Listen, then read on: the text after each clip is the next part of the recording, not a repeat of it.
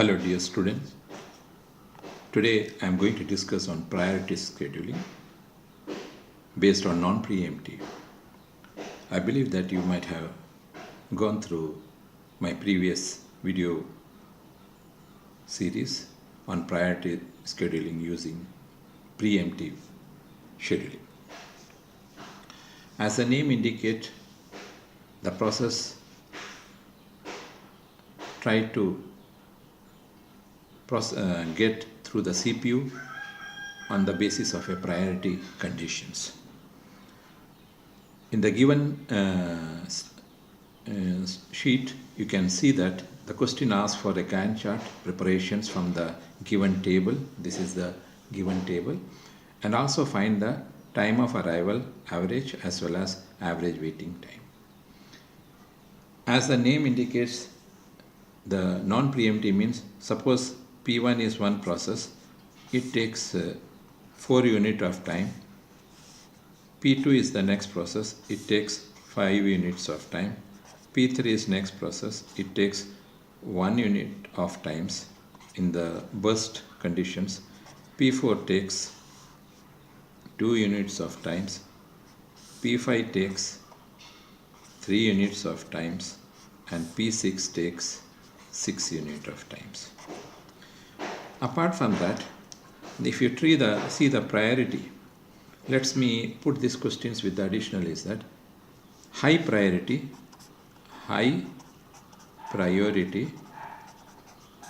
is large number. Let us take the condition. That means if you try to see here, the highest priority is 7. So if the 7 is there, then we will give this one as the highest priority one. After processing the P1 has to process. You have nothing to do with numbering. P1 first process will go. The next process after P3 is coming P6. So this is going second. And after that, which is coming P2. This is third. Then comes fourth. Fourth is which one?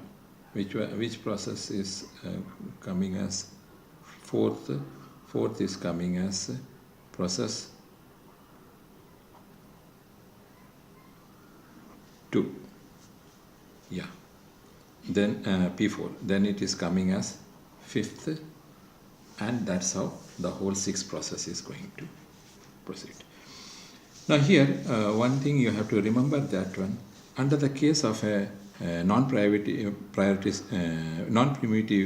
situations, the P1 has to process, and CPU cannot be par.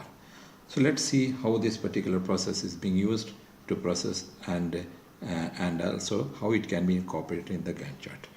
So let me put the first process P1 here, because P1 will take the arrival time and the burst time based on the condition of +4. So you will be getting 4. That means the execution's time, the completion time will becomes at 4. So the whole process is being processed. But here one thing you might have noticed is if the 4 unit of time it is processed at the same time up to here, that means P1 to P5 is only the ready queue conditions. The whole 6 way has not come. So we can directly go to the next priority. What is our next highest priority is nothing but the P3 process. So that the P3 process, let me put down here. So I am putting down here P3. Now P3 needs how much burst times? +1. So +1, we got it as 5. Now after P3, what happened? This process has come up. Arrival time is 5 equal to 5. The whole 5 condition is there. So ready queue condition has been satisfied. Now what is the next? After P3, the next process based on the priority is nothing but the process 6. So we put down here P6. Now P6 needs how much times to process this one based on the burst time equal to 6. So we add 6, so it becomes 11. Now after P6, which is the next process, the process is nothing but a P2. Now P2 need how much time? P2 need a burst time of 5. You can see burst time of 5. So we add plus 5 here. So it becomes 60. Now after P2, which is the next process, 3, 4, that is P4. So P4 here. P4 need how much burst times? P4 need a burst time of 2. You can see here 2. So it becomes 18. After P4, which is the next process, which is the process P5. And the P5 needs how much time to process the P5? P5 needs a process of a with the 3 burst times. So 18 plus 3, 21. So we need the process up to 21 unit of time that can able to take all the 6 processes. Now here the next job is very simple.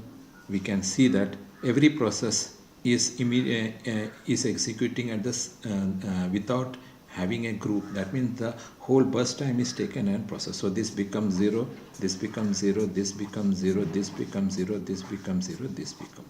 Because everything is instant. You can see that how it is. 4 is 4 here.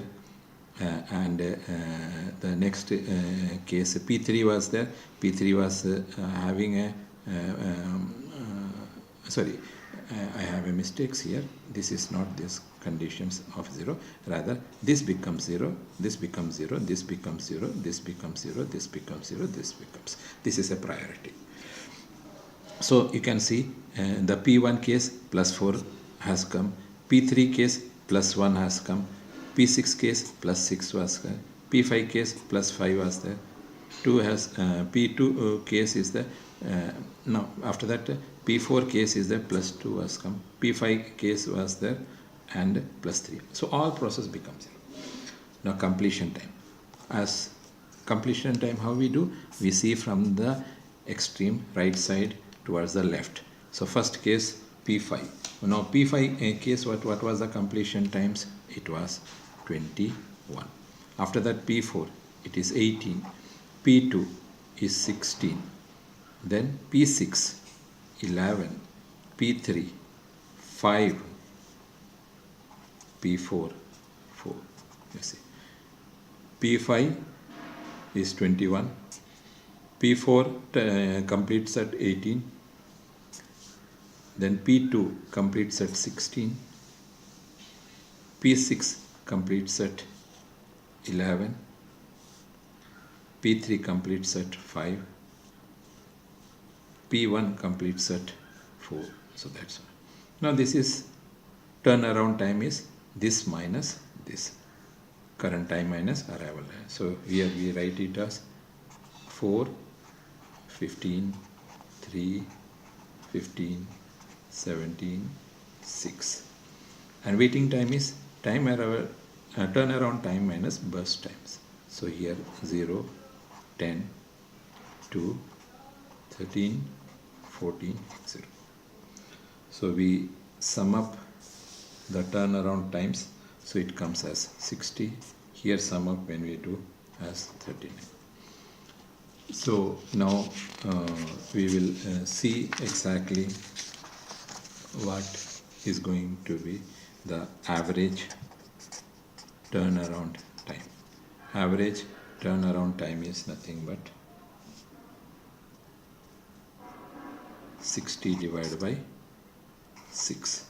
What is 60? 60 is nothing but the total turnaround time, and 6 is nothing but number of process. So that is coming as 10. Average waiting time. Waiting time is the total average of waiting is, and the total average of waiting time is 39 divided by number of process is 6. So that is coming as 6.5. So in the case of a non-preemptive priority schedulings, and we have seen that it is almost all like FCFS. Only the case is that in the in the case of a FCFS, first come first serve, everything is on the serial order. But in the case of a priority scheduling and a non-preemptive case, it will be based on the priority conditions. Based on the priority conditions, it will work. So I believe that you have understood this particular priority schedulings. Thank you.